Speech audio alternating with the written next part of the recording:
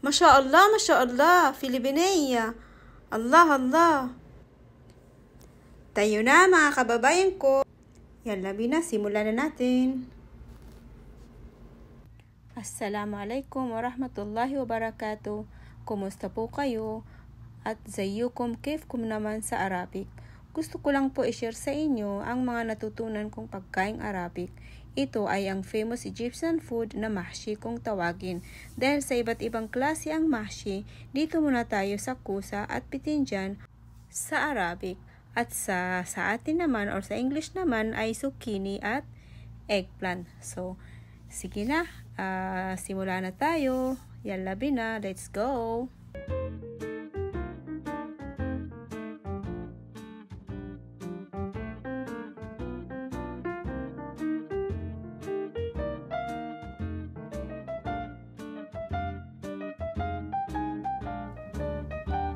Unahin muna natin ang eggplant.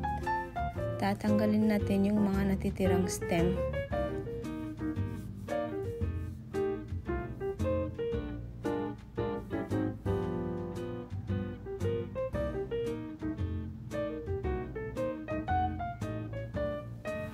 Like, share, subscribe.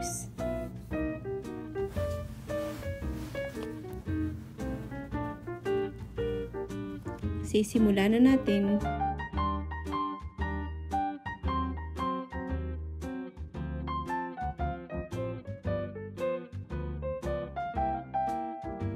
Kailangan natin tanggalin yung loob ng talong at dapat manipis na manipis talaga. Yung balat lang ang matitira sa talong. Dahil mamaya ay lalagyan natin siya ng kanin.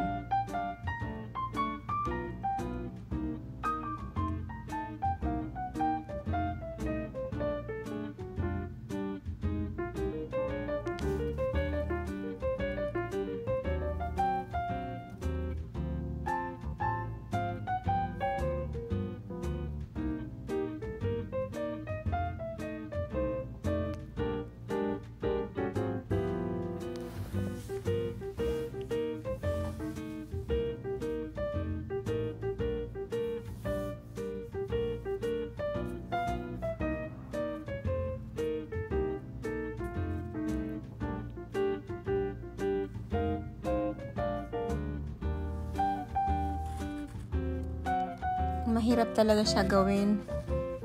Kaso lang, yun na, nakasanayan ko na. Kaya medyo madali lang para sa akin.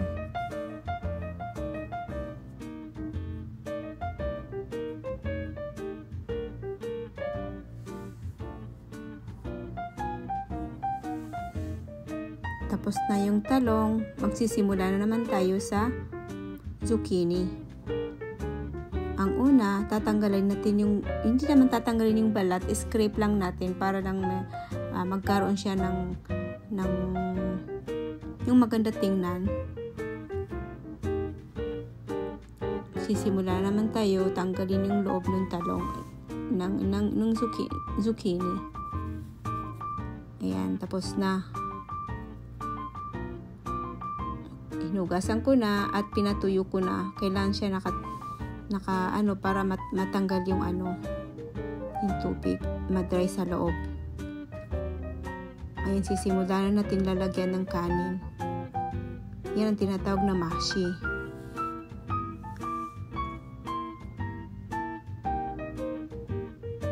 Huwag lang natin punuin masyado para pag siya'y luto na, hindi lumabas yung yung kanin, yung laman niya sa loob.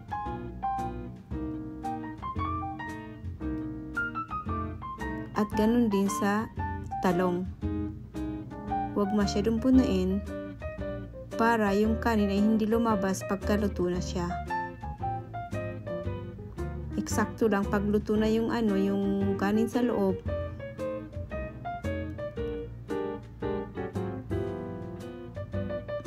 Bilis, bilis, bilis.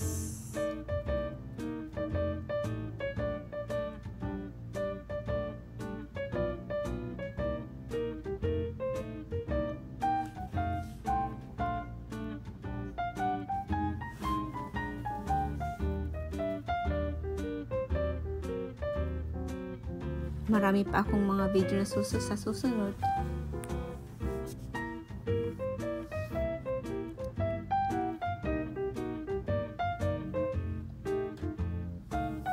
Yan, ilalagay na natin sa isang casserole.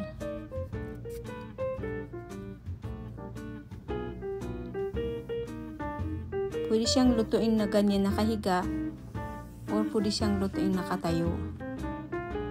Kaso lang, mas maganda kung nakatayo siya para hindi lumalabas yung kanin pagka ito'y kumukulo na.